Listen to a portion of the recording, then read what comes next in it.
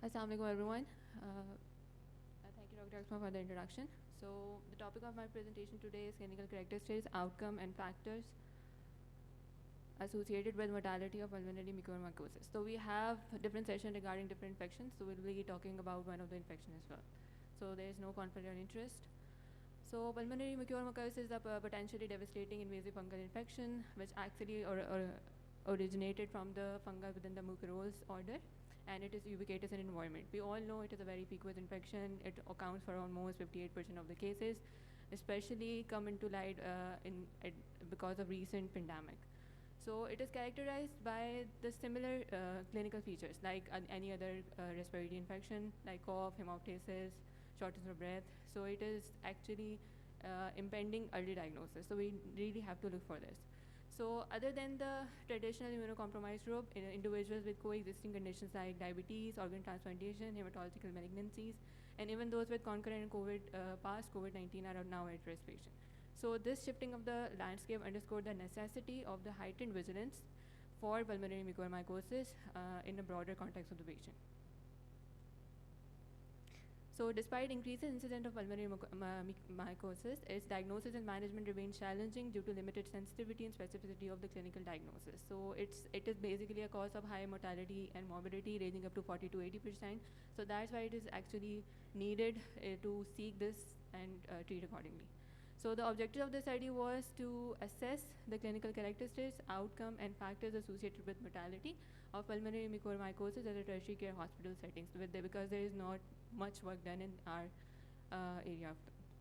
So it's methodology, it is a retrospective observational study, and it was conducted at Aga Khan University Hospital. Duration was between January 2018 to December 2022, so total 5 years. So for patient selection, we included the patient who has culture positive growth of mucorales, either from tracheal aspirate, bronchoalveolar lavage, transbronchial biopsy, pleural or lung biopsies, and then over the study period from the laboratory database. And then medical records of the identified cases were retrieved through the hospital information management system and reviewed by the primary investigators. And basically the diagnosis was based on two criteria, namely the EOTIC, European Organization for Research and Treatment of Cancer, and the other one was the Delphi consensus criteria. So on the basis of these two criteria, so the pulmonary mucormycosis were divided into two groups, proven and probable. So we labeled them as proven if they have histopathology, either histopathological, cytology, or culture positive, which is obtained from a sterile procedure from a sterile site like pleural fluid and lung, and it shows growth of aseptate hyphae or either yielded growth of mucorales. And it was labeled as probable if the sample was not obtained from a sterile site or sterile procedures, but it has but the patient has one of the host factor which is identified by the aortic, or with compatible clinical features and suggestive imaging like thick wall cavity, large consolidation, reverse hallocine, and multiple large nodules, with the growth of hyphae in a lower respiratory tract sample. So comprehensive review of all the laboratory, relevant laboratory, demographic, immunocompromised status, microbiology, imaging, treatment modality of all the included patients was done. And outcome was measured on the basis of need of NIV, need of mechanical ventilation, ICU admission, length of hospital stay, and length of ICU stay, and overall mortality.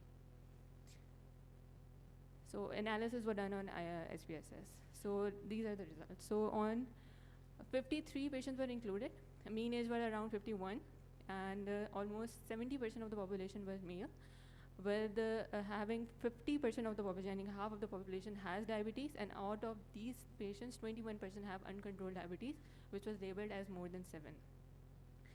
30% of the 53 patients have concomitant COVID-19 as well, and 5 of the included cases have chronic lung disease, namely COPD and bronchiectasis.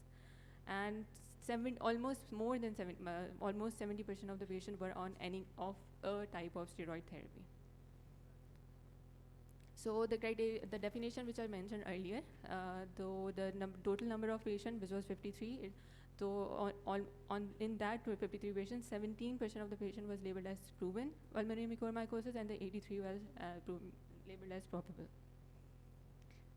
So majority of the patient population have some kind of cytopenias, namely anemia, which was labeled as HB more than 10, and neutropenia with ANC count less than 500, where it's also positive in 6%, and namely the thrombocytopenia was present in 43.4%. In electrolytes, there is significant hyponatremia, which was present in 37% of the patient. So if we talk about radiology, so bilateral abnormalities were found in 64% of the patient, and unilateral abnormalities were found in 35%, with namely consolidation was the predominant finding, which was identified in 73% of the patient, followed by nodule 26, cavities in 15, and reverse psilocybin in 2%. So if we talk about the name of the species, which was isolated on the culture, the most predominant one was Rhizopus, which was present in 60% of the population included, followed by Mucor, which was 17%, and Absidia and Syncytium was 9.4%, and Rhizomycor and Conkinganum was 2%. So the treatment was given was amphotericin because of the drug choices when it comes to mucormycosis, which was given in 71% of the patient, and combined medical and surgical intervention was given in 26% of the cases. So what are the complications? So 83% of the patients who have pulmonary mucormycosis develop some form of respiratory failure. 60% of them develop acute respiratory distress syndrome. 49% of the patient has some kind of bacterial co-infection with them, and 15% of the patient have pneumothorax. So 21 of the 53 patients required non-invasive ventilation, and 26 patients required mechanical ventilation, and 30 of the total 53 patients, which is 56.6%, need ICU care. So these are the outcomes. Unfortunately, 54.7% of the patients did not make it. 39.4% were actually treated and was discharged, and 5.7% of the patient was transferred out and was lost to follow.